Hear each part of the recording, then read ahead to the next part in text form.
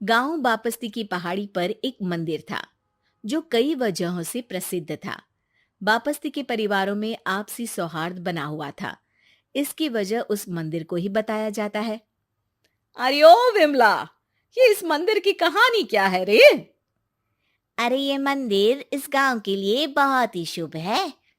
अरे शुभ तो है, तो फिर भी लोग इस मंदिर से दूर क्यों रहते हैं? ये इतना वीरान क्यों रहता है?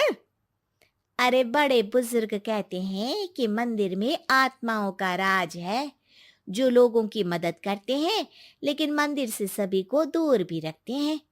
अरे ये कैसी आत्माएं हैं जो लोगों की मदद भी करते हैं और लोगों को मंदिर से दूर भी रखते हैं? अरे यही चलता आया है यहाँ पर, इसीलिए कोई कुछ बोलता नहीं, क्योंकि जिसके घर में कोई भी परेशानी होती है तो बताते हैं कि इस मंदिर से उन्हें मदद मिलती है।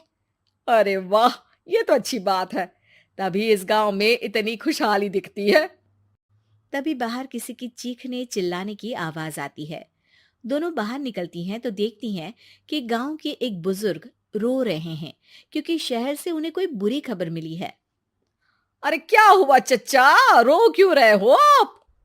हाँ चाचा, बताओ ना, हुआ क्या? अरे क्या बताऊं बेटे। मेरा बेटा शहर गया हुआ था कमाने, लेकिन आज खबर मिली है कि उसका एक्सीडेंट हो गया। वो अस्पताल में भर्ती है। अरे तो इसमें परेशान होने की क्या बात है चाचा, जाओ शहर और बेटे का इलाज करवाओ। हाँ चाचा, विमला सही कह रही है। आप शहर जाओ और इलाज करवाओ। अरे कैसे इलाज करवाऊं, अभी पैसे नहीं है, और शहर के अस्पतालों में इलाज का खर्चा लाखों में आता है। अरे चाचा, भगवान पर भरोसा रखो, कहीं ना कहीं से मदद जरूर मिल जाएगी। बस आज का दिन कैसे भी काट लो।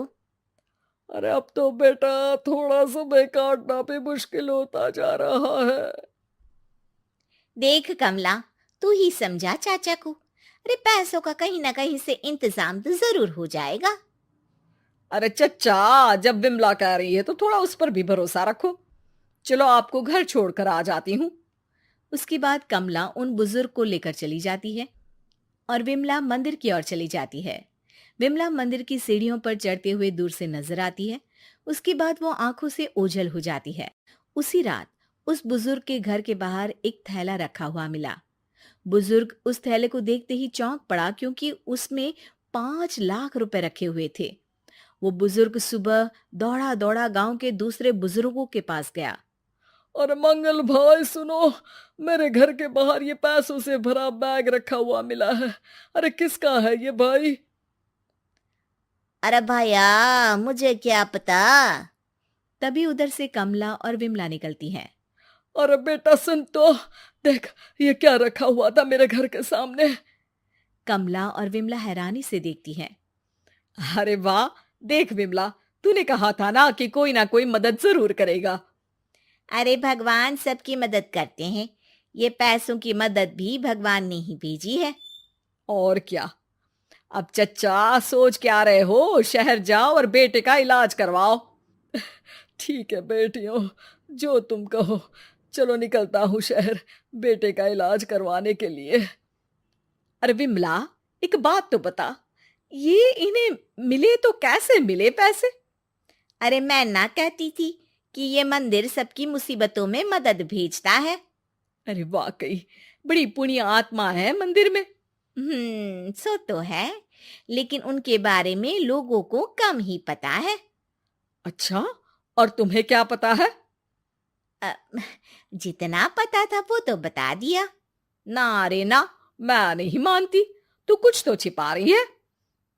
अरे कुछ ना छिपा रही, जो पता था वो बता दिया।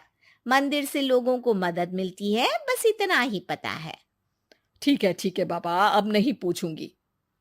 इसके बाद उसी रात कमला चुपचाप अपने कमरे से निकलती है और मंदिर की ओर चल पड़ती है। कमला धीरे धीरे मंदिर के दरवाजे पर पहुंचती है। अंदर से हल्की हल्की रोशनी आ रही थी। इसके बाद जो वो देखती है वो हैरान रह जाती है। कमला इसके बाद तेजी से वापस लौट आती है। दूसरे दिन सुबह सुबह। अरे विमला, तू तो छिपी रुस्तम निकली। है? ऐसा क्या छिपा लिया मैंने? अरे तूने तो भनक ही नहीं लगने दी और चाचा की मदद भी कर दी। हैं? ये क्या कह रही हो? ऐसा कैसे कह सकती हो तुम? मैंने कोई मदद वदद नहीं की। अरे सब पता है मुझे, कल रात मैं गई थी मंदिर। तो क्या देखा? अरे तुम्हारा पति और कुछ लोग वहां दिखे, बोरियों में नोट भरे हुए थे और सभी नोट गिनने में लगे हुए थे। तो तुम्हें क्या लगा? वो क्या कर रहे थे? अरे मैं समझ गई कि वो लोग कहीं से डकैती कर पैसे लेकर यहाँ मंदिर के पीछे छिपाते हैं। अब जब तुम जान ही गई हो तो बता देती हूँ, लेकिन ये बात किसी को पता नहीं लगनी चाहिए।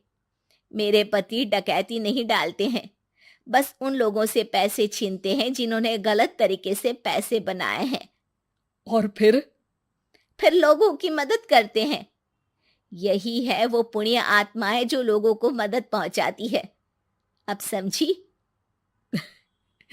हाँ, अब समझी उन पुण्य आत्माओं का चक्कर। सही है। करते रहो मदद, लेकिन सावधानी से, मेरी तरह कोई और ना पहुंच जाए।